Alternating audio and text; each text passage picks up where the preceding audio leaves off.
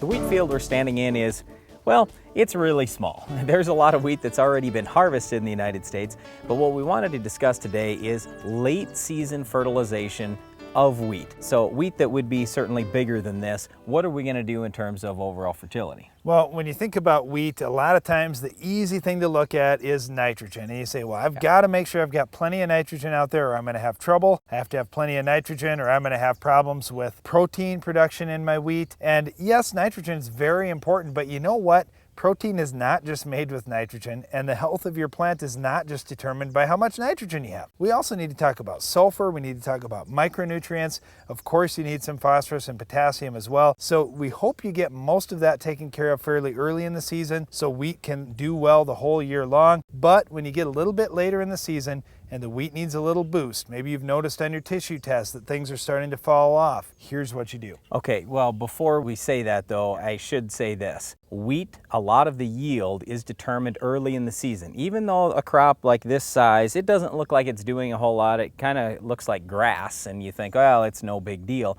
There's a lot of that wheat yield that's determined then. So what I'm getting at is, even if we do some late season fertility, that's not going to completely recover any lost yield from earlier in the season. All we're doing with late season P or K or sulfur or micros is trying not to lose any more yield. So that's the most important thing. But Darren mentioned something also that's very important, and that is plant tissue analysis. We really encourage you to do some soil sampling on your farm. You don't have to soil sample every field every year, but you do need to do some tissue analysis every year. Again, doesn't have to be every field every year, but at least do some. What we would encourage you to do is come out to a field like this, and as soon as that wheat is out of the ground in the spring, you start pulling off tissue samples every week. Every single week. For us on our farm, it's every Monday morning. We'll just take 1 or 2 spots out in a field and we'll go back to those exact same spots every week, and that way we can track what's going on out there. And we might find that we're a little low on nitrogen. We might find we're a little low on potassium, but we have no idea until we get those plant tissue results. And it's very important that you're getting complete tests because all those things are really critical to having a successful wheat crop. For example, when we're talking about late season nitrogen applications, some of that nitrogen source that you're putting out there, you need to have some sulfur right in that mix because that sulfur is going to help your plant utilize that nitrogen more efficiently. Now, if you're short in micronutrients, that may trump anything you do with nitrogen. If you're putting plenty of nitrogen out there, but you say, maybe I could put a few more pounds out, but you're way short in micronutrients, that is going to be your yield limiting factor. So you need to look at all those things on a tissue test.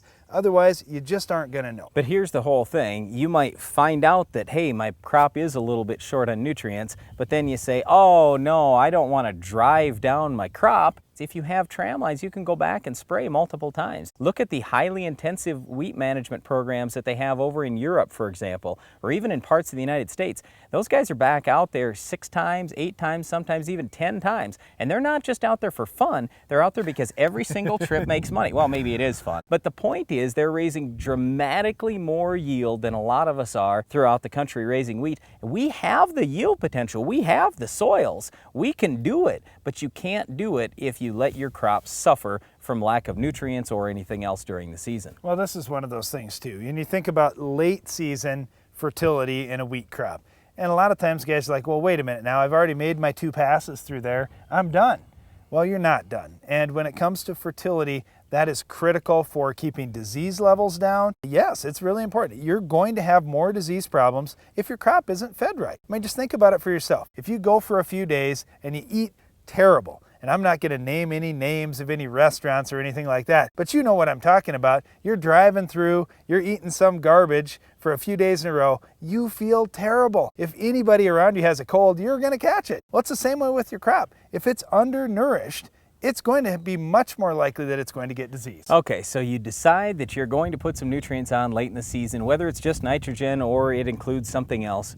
How are you going to do that? What we would suggest in most cases is to use stream bars, where you're going to have little streams of nutrients that are going to get down to the ground without hitting so much leaf surface. Now, certainly you can go broadcast out nutrients and do what's called foliar feeding, but if you foliar feed, you can't put on nearly as many pounds of nutrients, otherwise you will really burn the crop. Leaf burn is one of our biggest concerns, so on our own farm, we will use stream bars to avoid most of the leaf burn. So as you can see, there are a lot of different things to consider when we talk about late season fertilization in wheat. Just keep these things in mind. If you need to do some fertilizer, your crop isn't quite looking right, get some tissue analysis done first. It's really cheap. It only costs 20 bucks. Find out where you're at, find out what nutrient levels there are, because it may surprise you what you need to apply to get that crop looking better. And then one last comment I was going to throw in, just make sure you're using good, safe products and applying them in a safe fashion. You don't want to burn your crop right at the end in the hopes that, oh, I'm going to get a little more protein. You could actually do more damage than you do good. One other thing you'll need to keep an eye out for is weeds in all of your fields. We'll show you which products will take this tough weed out later in the show.